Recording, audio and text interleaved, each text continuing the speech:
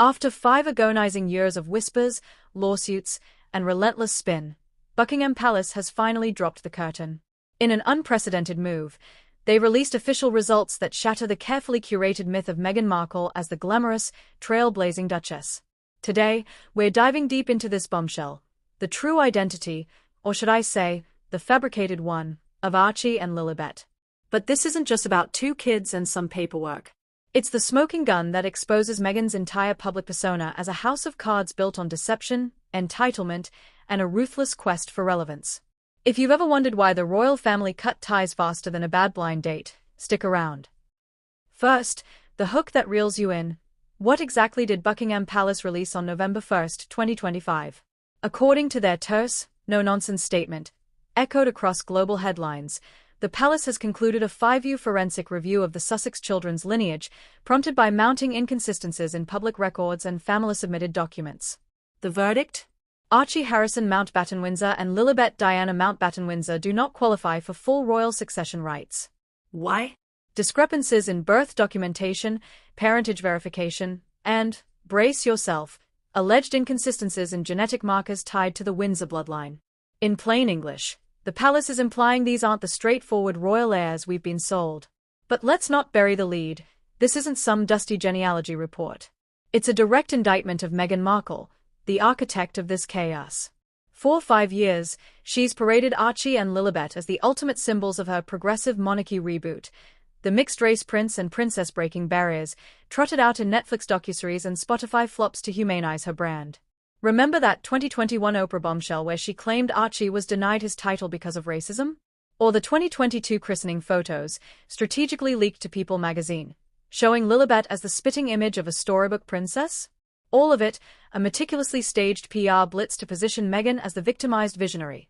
The palace's release flips that script. Sources close to the investigation, whispered to Tatler and confirmed in leaked memos, point to forged elements in the birth certificates submitted by the Sussexes post-Megxit. Archie's Montecito birth? Officially logged months late, with anomalies in the attending physician's sign-off. Lilibet's? A rushed California filing that omitted key familial health disclosures required for royal registry. And the genetic angle? Subtle, but damning.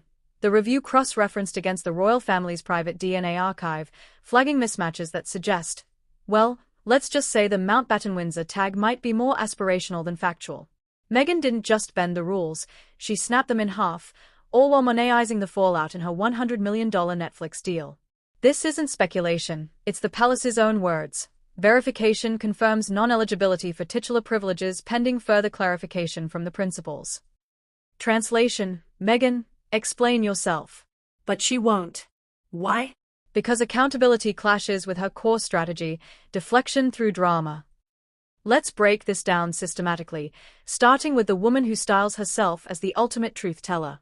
Meghan Markle burst onto the scene in 2016 as Harry's refreshing American actress girlfriend, independent, biracial, a breath of fresh air against the stuffy Windsors. But peel back the layers, and you find a chameleon whose authenticity shifts with the spotlight. Take her pre-royal reinvention, from suit starlet to humanitarian poster child overnight. She launched the Tig blog in 2014, peddling lifestyle inspo laced with subtle jabs at the establishment, vegan recipes next to essays on feminism that conveniently ignored her own privileged Hollywood bubble.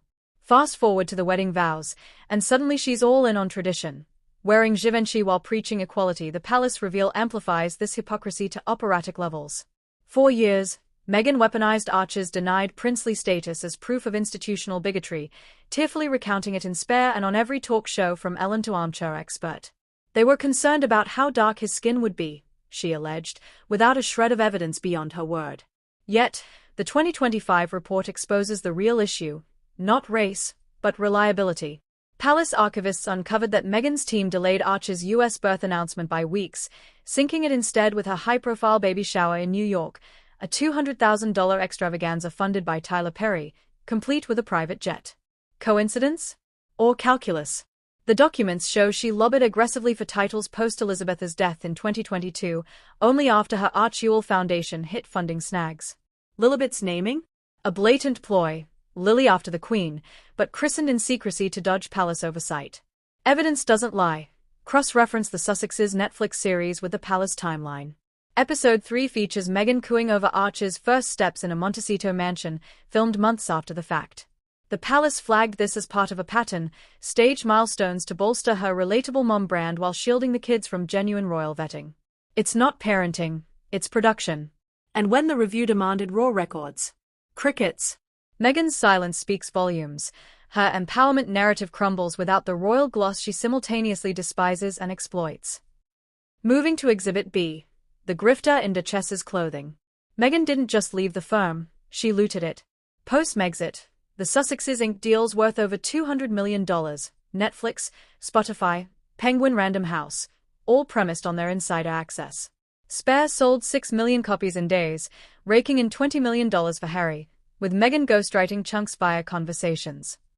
But the palace's identity probe reveals the con at its core. Those exclusive family anecdotes? Built on half-truths about Archie and Lilibet, their innocent pawns in her victimhood pageant specifics. In her children's book The Bench, 2021, Meghan paints idyllic father-son bonds, dedicating it to Archie with lines like "for the dad who shows up." Ironic, given Harry's absenteeism amid their globe-trotting activism. The palace docs note that Lilibet's early health records, vital for succession, were withheld, citing privacy, even as Meghan splashed birthday pics across Instagram to plug her jam brand. That gem, by the way, retails at $10 a jar from a Montecito kitchen, marketed as royal-inspired while she sues the mail for privacy invasion. The hypocrisy is thicker than her American Riviera orchard.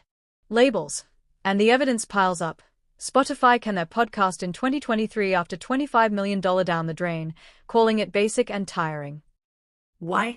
Because Meghan's deeply personal stories rang hollow, endless monologues on resilience that glossed over her role in torching bridges. The palace reveal ties it together. By fudging the kids' identities, she wasn't protecting them, she was preserving her cash cow. Without verifiable royals, Archie's compassion shtick loses its halo. It's not philanthropy, it's a pyramid scheme with tiaras.